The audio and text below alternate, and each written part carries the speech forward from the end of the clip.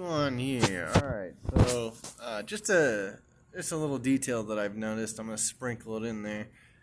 But Kamala Harris totally bombed her interview. The only interview that she has really done since being installed as our president-elect. She hasn't done really anything. She hasn't answered any questions. Her opinion and her stance and her approach have not changed since 2020. That's a detail that she hasn't even mentioned either. But everybody's agreeing that she's bombed the only interview because she only comes out and actually addresses one actual detail where she's only $3,000 different from Biden as far as what she's willing to share with us.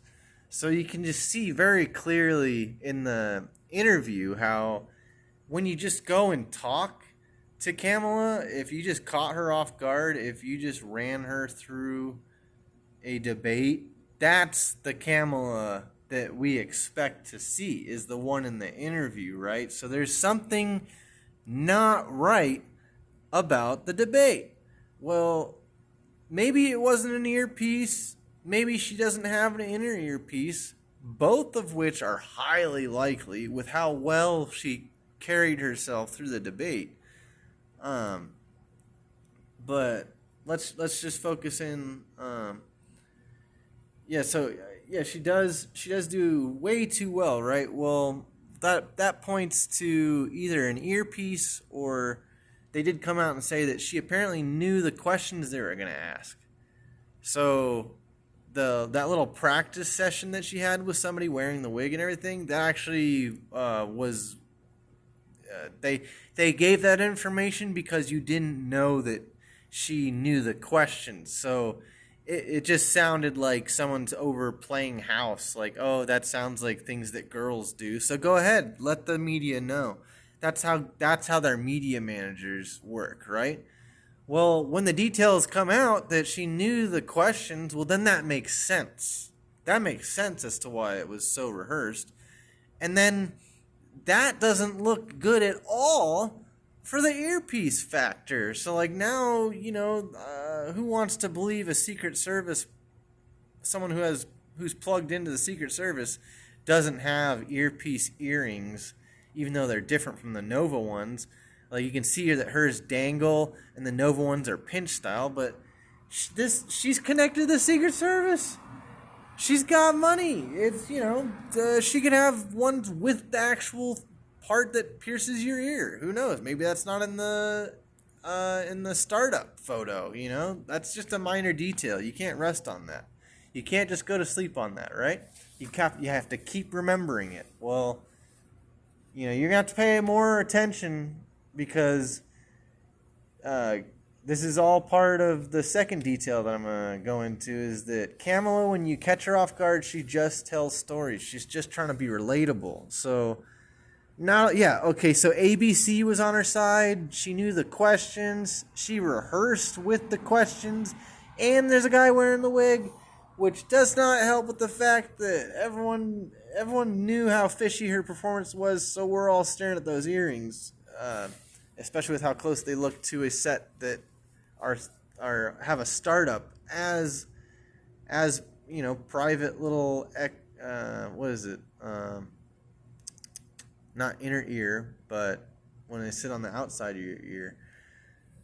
Anyways, so back to the second point that I wanted to bring up is that politicians, typically public speaking ones that deliver messages to the public, here I go on my redundancy, are going to be wearing bright primary colored outfits, and this even includes Trump. So I mean, I'll go out and say it. I'm a Trump supporter, but he does wear.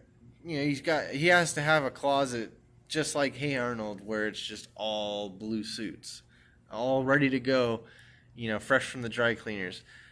Well, that's something to pay attention to. So if there's something fishy going on, and it's, and you're being delivered the message, and the politician doing it's wearing all red or all yellow or all green, it means something. It does have a meaning.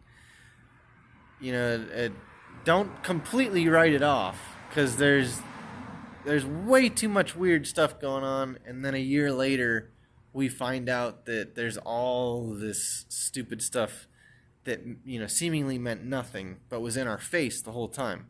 So don't discard it, because it's a detail to keep in mind, because Kamala's coming in here with story time word salads without dressing. I think that's hilarious, because how delicious is salad without dressing? You're sitting there chewing on it the whole time. You can't even swallow until you get it fully chewed.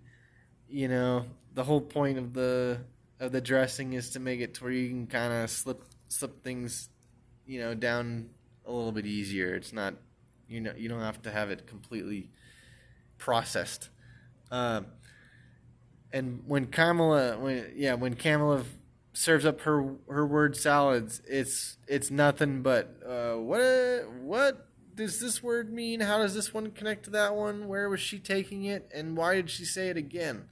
So the interview is a perfect example of what she should have looked like, what it should have sounded like in the debate. But let's just cover the outfits, because she's got Converses on, super relatable, right?